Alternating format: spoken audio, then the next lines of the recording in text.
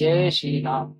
आज के इस भाग में सुनिएगा कि मनुष्य रामचरितमानस रूपी सरोवर में कैसे विहार करता है। ध्यान से सुनिएगा। जो करी कष्ट जाई पुण्य कोई, और जाते ही नींद चुड़ाई होई। और जड़ता जाड़ पितम उर लागा, और गयो न मज्जन पाव अभागा। अर्थात यदि कोई मनुष्य कष्ट उठाकर वहां तक पहुंच भी जाए तो वहां जाते उसे नींद रूपी जूड़ी आ जाती है। हृदय में मूर्खता रूपी बड़ा कड़ा जाड़ा लगने लगता है, जिससे वहां जाकर भी वह अभागा स्नान नहीं कर पाता है। कर न जाई सर वचन पाना, और फिर आवई समेत अभिमाना। जो बहोरी को पूछने आवा, और सर निंदा करी ताही बुझावा। उससे उस सरोवर में स्नान और उसका जलपान तो किया नहीं जाता। वह अभिमान सहित लौट आता है। फिर यदि कोई उससे वहां का हाल पूछने आता है तो वह अपने अभाग्य की बात न कहकर सरोवर की निंदा करके उसे समझाता है। सकल विघ्न व्यापी नहीं तेई, और राम कृपा मिलो कई जेई। कोई सारद सर मज्जन करई, और महाघोर त्रय ताप न जरई। ये सारे विघ्न उसको नहीं व्यापते, बाधा नहीं देते, जिसे श्री रामचंद्र जी सुंदर कृपा की दृष्टि से देखते हैं। वही आदर पूर्वक इस सरोवर में स्नान करता है और महान भयानक त्रिता से प्रताप से आध्यात्मिक अधिदैविक अधिभौतिक तापों से नहीं जलता है। ते नर यह सर तजही न काऊ, और जिनके राम चरण भले भाऊ। जो नहाई जय यही सर भाई, जो सत्संग करहु मन लाई। अर्थात जिनके मन में श्री रामचंद्र जी के चरणों में सुंदर प्रेम है, वे इस सरोवर को कभी नहीं छोड़ते हैं। हे भाई, जो इस सरोवर में स्नान करना चाहे वह मन लगाकर सत्संग करे। अस मानस मानस चख जाही, और भई कब भूत विमल अवगाही। भयो हृदय आनंद उठाऊ, और उमगे प्रेम प्रमोद प्रवाहु। ऐसे मानस ऐसे मानस सरोवर को हृदय के नेत्रों से देखकर और उसमें गोता लगाकर कवि की बुद्धि निर्मल हो गई। हृदय में आनंद और उत्साह भर गया और प्रेम तथा आनंद का प्रवाह बढ़ आया।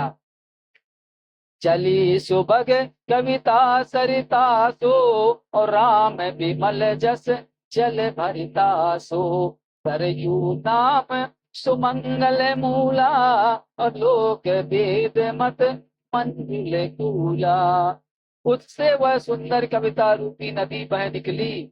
उससे वह सुंदर कविता रूपी नदी बह निकली, जिसमें श्री राम जी का निर्मल यश रूपी जल भरा है।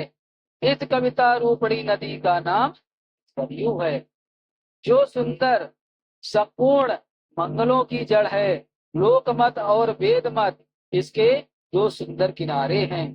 नदी पुनीत सुमानस नंदनी, और कलमल तप तर मूल निकंदनी। यह सुंदर मानस सरोवर की कन्या यह सुंदर मानस सरोवर की कन्या सरयू नदी बड़ी पवित्र है, और कलयुग के छोटे बड़े पाप रूपी तिनकों और वृक्षों को जड़ से उखाड़ फेंकने वाली है। श्रोता विविध समाज पुरे, ग्राम नगर दुहूल, और संत सभा अनुपम अवध, सबल मुकन सुमंगल मूल। अर्थात तीनों प्रकार के श्रोताओं का समाज ही इस नदी के दोनों किनारों पर बसे हुए पूर्वे गांव और नगर हैं, और संतों की सभा ही सब सुंदर मंगलों की जड़ अनुपम अयोध्या जी हैं। राम भगत सुर सरत ही जाई, और मिली सुकीरत सरजु सुहाई। सानुज राम समर जसु पावन, और मलयो महानदु सोन सुहावन। सुंदर कीर्त रूपी सुहावनी सरयू जी राम भक्त रूपी गंगा जी में जा मिली। छोटे भाई लक्ष्मण सहित श्री राम जी के युद्ध का पवित्र रस रूपी सुहावना महानद सोन इसमें आ मिला। चुके पीछे भगत देव धुनि धारा, और सोहत सहित सुबिरति विचारा। तदपि द्रविद ताप त्रासक तिमुहानी, और राम स्वरूप सिंध समुहानी। अर्थात दोनों के बीच में भक्त रूपी दोनों के बीच में भक्त रूपी गंगा जी की धारा ज्ञान और वैराग्य के सहित शोभित हो रही है। ऐसी तीनों तापों को डराने वाली यह तुमुहानी नदी राम स्वरूप रूपी समुद्र की ओर जा रही है। मानस मूल मिली सुर सरही, और सुनत सुजन मन पावन करही।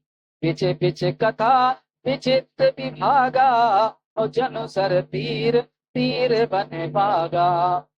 हित कीर्त रूपी सरयू इस कीर्त रूपी सरयू का मूल मानस श्री रामचरित है, और यह राम भक्त रूपी गंगा जी में मिली है। इसलिए सुनने वाले सज्जनों के मन को पवित्र कर देती है। इसके बीच बीच में जो भिन्न भिन्न प्रकार की विचित्र कथाएं हैं, वो ही मानो नदी तट के आसपास के वन और बाग हैं।